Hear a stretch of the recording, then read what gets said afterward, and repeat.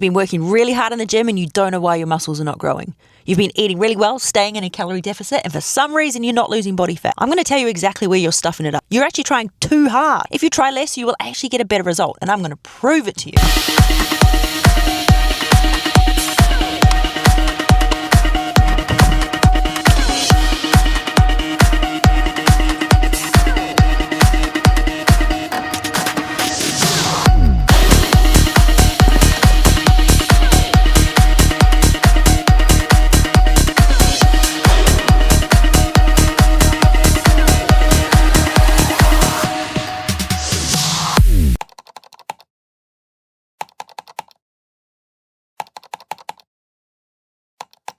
Imagine you've just done a big pile of washing, and now you must fold the washing. Next to it is a small pile of clothing that's already folded. This is the pile of things that you should be doing. This is the pile of things that you have actually been doing. Most people spend their time worrying about this pile.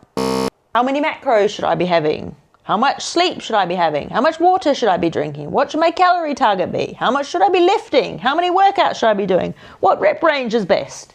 Meanwhile, they completely disregard the things that they've been doing well. I had a good breakfast today. I went for a walk. I kept my stress levels low. I meal prepped. I got enough protein. Thing is, I have never, ever given a fuck about this pile. I have always focused on this pile, and whenever I feel like I have the capability,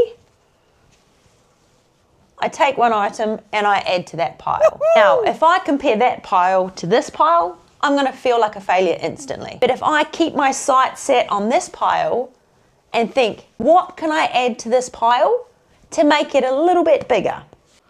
I'm going to take something simple,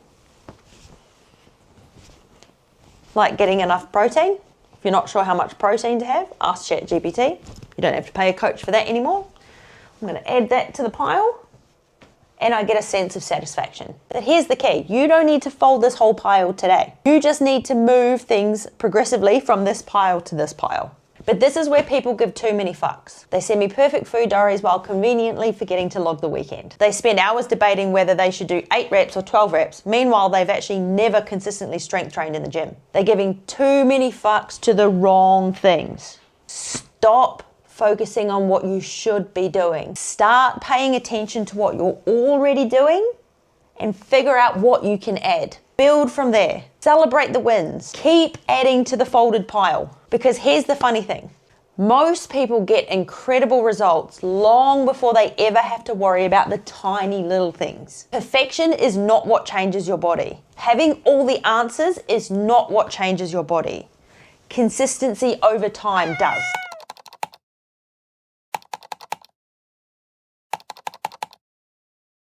This is slow cooked beef stew. There's a kilo of diced beef, the cheapest I could get because it's the leanest as well. And then I just filled the whole entire thing with veggies until I couldn't fit any more in. Half a litre of water, and I slow cooked that overnight. Now I've mashed it all together. So all that's in here is lean protein, vegetables and water. There's no salt, there's no sugar, there's no fat, really lean meal. So when I portion them all up, I reckon I'll get 12 small portions out of this. I'm not going to sweat the small stuff and weigh and measure each individual meal. I'm just going to mash it all together because it's a really healthy meal. So unless you're working towards a competition, I don't think you need to be that exact all the time. I actually got 14 servings out of that. Had one for breakfast this morning, so there's 13 there. So I'm going to put 2 or 3 in the fridge for the next few days, and the rest will go in the freezer. So all I need to do to figure out the protein content is divide 1 kilo of uncooked diced beef by 14, and that's going to tell me how much protein is in each of those meals. Now that may not be enough protein for my body weight, but it's a protein serving throughout the day. So I think it's better to look at your total protein intake across each day and then across the week, rather than each individual meal. Otherwise it just does your head in.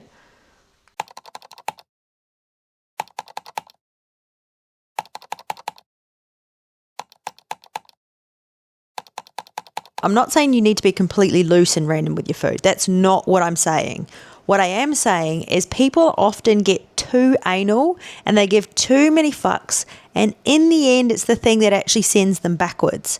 I had this client once, his name was Nick, and he was trying to be so perfect with his food. He was like weighing and measuring everything.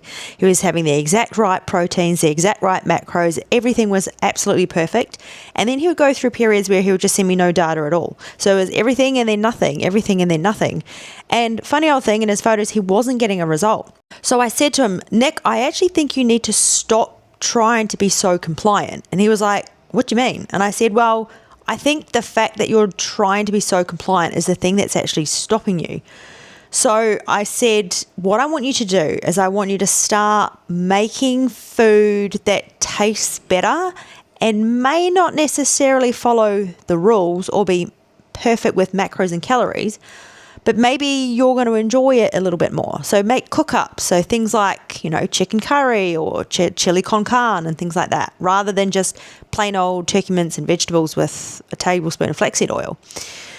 And his question was really, really interesting. He said, but if I start doing that and I'm a little bit less compliant, I'm doing cook-ups instead of individual meals where I've weighed and measured everything, how do I record it? Because it's harder to record it accurately if you're being less compliant. And I said to him, well, I actually think that's irrelevant. I think you're giving too many fucks to the wrong things.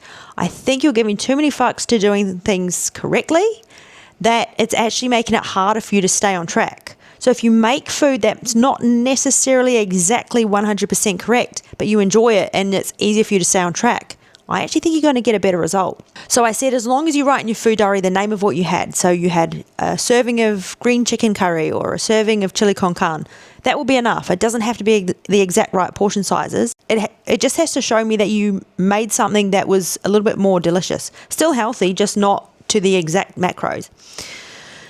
So he did it. And then after about 3 weeks, he messaged me and he said, I've just been 100% compliant and I don't even feel like I tried. And funny old thing, he actually started losing weight. So sometimes when you give too many fucks and try to be too perfect and too anal, it actually backfires. Because what was happening was he was eating the right food and the right macros, but turkey mince and frozen vegetables, no one's going to be excited to eat that. So what was happening was he was getting to the weekend and he was falling off the wagon. If you just look at what you should be doing, sometimes it's actually the thing that forces you to fall off the wagon.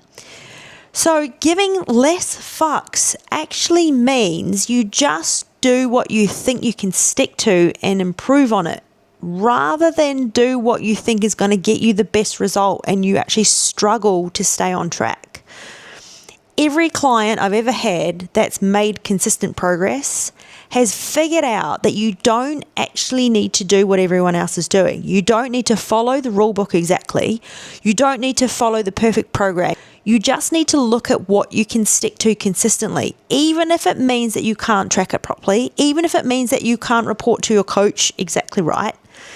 But if you enjoy it, then you're going to stick to it, and then you've got something that you can actually measure. If you're struggling to lose weight, if you're struggling to build muscle, forget about what you should be doing. That is not the answer. The answer is look at what you're actually doing and figure out how you can improve little bit by little bit by little bit.